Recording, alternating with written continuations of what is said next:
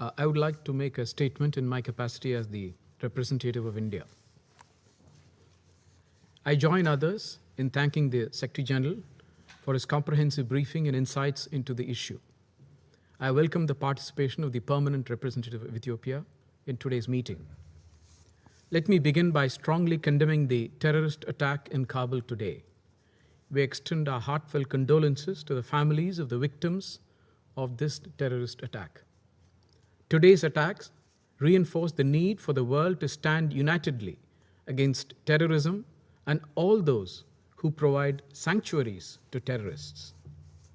Today's meeting under the agenda item Peace and Security in Africa has been necessitated by the humanitarian situation in Tigray, which is witnessing continuing fighting between the Ethiopian Defense Forces and the Tigray People's Liberation Front.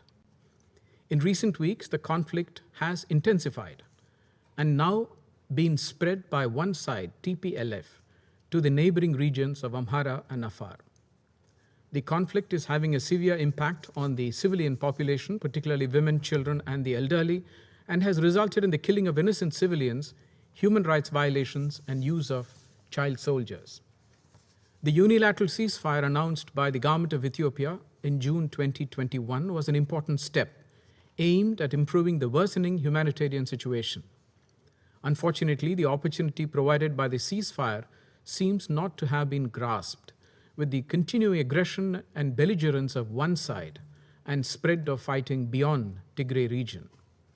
The humanitarian cost and suffering due to the conflict is unfortunately mounting. This development has a potential to destabilize the larger Horn of Africa region. In our view, today's meeting should strengthen efforts towards a ceasefire, which is the need of the hour. In this context, we take note of the efforts of the government of Ethiopia and its leadership in addressing the situation. The government has been working with humanitarian partners, including the UN Office for the Coordination of Humanitarian Affairs, the World Food Programme, and other agencies to alleviate the suffering of the people. We deeply appreciate the efforts of the Secretary General in this connection. The humanitarian access has been improving progressively with more convoys reaching the areas in need. This is demonstrated by the statistics provided by OCHA and WFP. The communication and coordination between the Ethiopian authorities and humanitarian agencies has improved significantly in recent weeks. We welcome the establishment of a regional emergency coordination center in Semera, comprising federal institutions, regional counterparts, WFP, and UN OCHA to facilitate the movement of trucks along Afar routes to Tigray and to coordinate emergency assistance to displaced people. We urge sustained close coordination between humanitarian agencies and the Ethiopian authorities to bridge the remaining gaps. At the same time, there is an urgent need to scale up efforts consistent with UN guiding principles for humanitarian assistance. At this juncture, Ethiopia needs all the support it can get from the international community. The international community should come together, treat the emerging situation with sensitivity and seriousness, and extend all possible humanitarian assistance to Ethiopia. The humanitarian agencies also need to take measures to avoid diversion of humanitarian aid. The government has undertaken investigation into cases of serious human rights violations, including through joint investigations with the Office of the High Commissioner for Human Rights.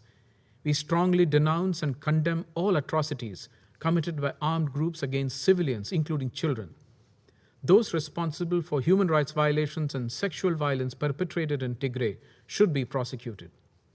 For decades, Ethiopia has been an engine of economic growth in the Horn of Africa region.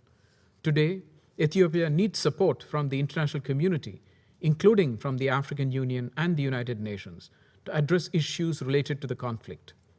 The solution to the conflict must be Ethiopian-led and within the constitutional framework of Ethiopia.